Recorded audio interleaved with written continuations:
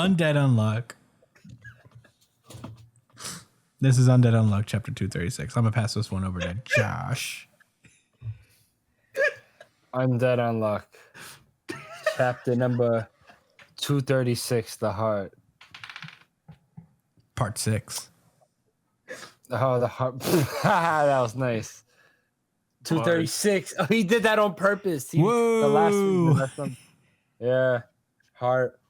236, Heart. He knows. Tozuka is a Kendrick stan confirmed. Mm-hmm. Yeah. Use your heart and not your eyes. Anyway. So last week, they got the artifact heart by taking out Fuko's heart, and in the process, they still was able to keep her alive. Pretty sick. Soul was very scared, and we start this week with Luna and a little bit of disbelief. As a matter of fact, if you look at the first panel, her mouth looks a little shaky. She's showing signs of caring about something. Yeah. Taking it seriously. Yes, it's things are becoming, unforeseeable, Mm-hmm. Anyway, Fuko and Andy is charging up the heart artifact, like Samus's charge shot, and it's just a matter of when they're gonna launch it. You know what I'm saying? Whenever they feel like it. Yeah. And Fuko's like, answer me, Luna. Oh, I'm sorry. Soul was saying like, what's, I don't understand, like love. What is this rule? Like, answer me, Luna. And Andy's like, oh, all right. Like, listen, I don't know where the Sun God's core is, but we got a big ass gun, so we could just keep shooting at him. We'll hit his core eventually, right? Yeah. Andy, if Fuko's like, yeah, bet. All right. So before they start blasting away, Soul goes on an emo sore loser rant like, no matter what y'all do, we're the rules and we make up everything we want and you can't win. Nah. So and he starts to crash out himself like vintage Brian. Shout out to those listening to the whole podcast. And Soul, like, they notice like, oh, like Soul isn't attacking us. What's he doing? He's like launching this attack.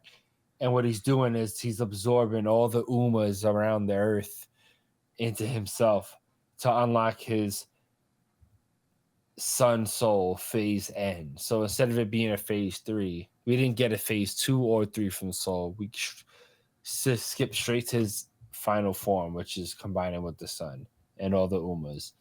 And it looks, it looks crazy. I don't know what I'm looking at. Yeah. It's like but it's like a hodgepodge of monsters. Yes. But the stakes are higher than ever. Yeah. So this is the phase end, much like the phase of this series. Mm-hmm.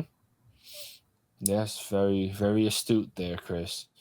So I guess Andy thinks with flashback, and Luna's like, "Yo, listen, all nervous, sweating, sweat beads. If you manage to take down this thing can sweat with that treasure, right? It's nervous."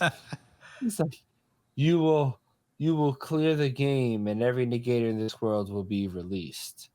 And Nico's like, "Release? The fuck is that supposed to mean?" And Luna's like, it means quite literally, release the world that exists now. Wait, release the world that exists now. Every Uma, artifact, and negation ability will disappear from the world. However, if you fully exhaust the heart, unluck, then your memories will... Actually, your love will disappear without a trace. And right as Luna's saying that, they start blasting their heart gun. And Luna cannot believe it. She is fucking stunned. He's like, what? Huh? Are you not listening to me? Are you fucking deaf? And Are you dumb? they're just like, you got the wrong idea, Luna. We don't care. We're risking it all to win. We want to win more than anything else, Luna. Okay? And our love is built different. As a matter of fact, you don't even understand how love works. Like, it's not going to run out like how hate does, because hate is finite. Facts. Love is infinite. All right? Especially love that's built in the present and future, whatever that means. Luna is even more shook. As she stares and watches. And, Fuko and Andy are just having the time of their life, and they're sharing good words. And it's actually a cute moment. Andy's like, well, it looks like it's the end, so how about we have a talk? And Fuko's like, oh, it's a little late to bring up anything. And Andy's like, you see, at first I had only planned on toying with you just enough to kill time with your unluck ability because it piqued my interest. But guess what? Through all the shenanigans we got into together, you taught me something. People don't die unless they're forgotten. Said once I heard that, I had a thought. I thought that I could die one day. So let's enjoy what life has to offer. And Fuko's like, you know what? You taught me the same exact thing. I was holed up and cooped up, doing nothing, being scared of hurting others. And then, since you got into my life, I put myself out there and I've been having the most wicked fun. And Andy's like, you're going to forget me and that. And he's saying like, like how he could truly die. And he's, like if we use the heart and we truly forget about our love and each other, that's like how I'll finally die. The memories I share with you, each and every one of them became a treasure, and their shine has taught me what death truly means. And he's like, if you're unlucky to run into me together, then I'll revive. We're undead. And all the negators pop up, start fighting against the new sun. They charge up the fucking heart artifact, and they say, hey, son, hold this for me. And they split his head in half. I wanted to say something better than that, but what more is there to say? They split his head in fucking half. Yeah. And that's how the chapter ends.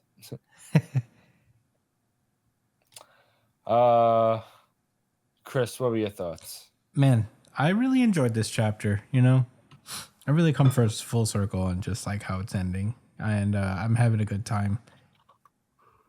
I thought this was like a really perfect kind of way, bringing it back around to Andy wanting to die in the beginning of the series, and Fuko letting him know that the only way that he can actually truly die is if he's forgotten. And, and since that's what's pretty much going to happen, since they're using the heart, Andy's in a way getting what he wants. But in that sense, he's also realizing that it's not what he needs. He's like, yeah, we're going to forget each other for now, but when we find each other again, we're going to make a whole new life, a new set of memories. So yeah, that's really touching and nice. And hopefully when they reunite, he'll be of age. But yeah. Who's to say? Basically saying their love will transcend time and space. Yes. Which is pretty sick. Wicked sick, some would say. But I had a really good time reading this one. It really kind of it really pulled at my heartstrings a little. Especially seeing everybody come in and have their big simultaneous thing in the end. I don't know how far the anime of Undead Unluck is going to go. I know they're doing season 2 right now, but I hope they reach this point, because I know sometimes like certain anime don't come back if it's not like particularly successful enough. So hopefully they get Undead all the way up to here, because I think this could be a cool moment to animate. But we'll see. Those are all my thoughts. Brian, what did you think? I don't have much to say. This is a pretty great chapter, but I do want to say it was pretty funny that they kind of did the thing that people usually like make jokes about, where it's like like the name of the series is Undead Unluck, and then they were like, yeah, this is our Undead Unluck. Yeah. Maybe the true friends are the Undead Unluck that we found along the way. Or it's like, man, I loved it when Morpheus said it's Morpheus time, and then he started Morpheusing all. He started morbing all over. Yeah, when Morbius was like, it's Morbin time. It's Morbin time. That's kind of like it's a meme because the movie sucked. So you could say that and it's okay. That was probably then what actually happened in the movie. It's Morbin time. That's for those that don't know. But yeah, that's why we don't say it's. Oh, sorry, go ahead. No, go ahead. No, I was gonna say that's why we don't say it's Batman time. It's Superman in time. It's about to be Superman in time. It's super. Oh god, no! James Gunn is gonna make Superman the coolest guy ever. It's gonna be Edge. Yeah, the trailer look really good. No, it's not gonna be Edge. It actually looks pretty good. Yeah, it doesn't look Edge at all. But isn't that a good thing? Yeah, we want Superman to be definitely. Edge. Oh no, what? No, what? We don't want Superman. Who's the Edgelord now? It's you. You're the Edgelord now. You took my title. It'll take a lot more than that to take your title, Brian. But this is a pretty right way. Pretty big Undead Unluck chapter. Very, very trademark. Love triumphs overall, no matter what.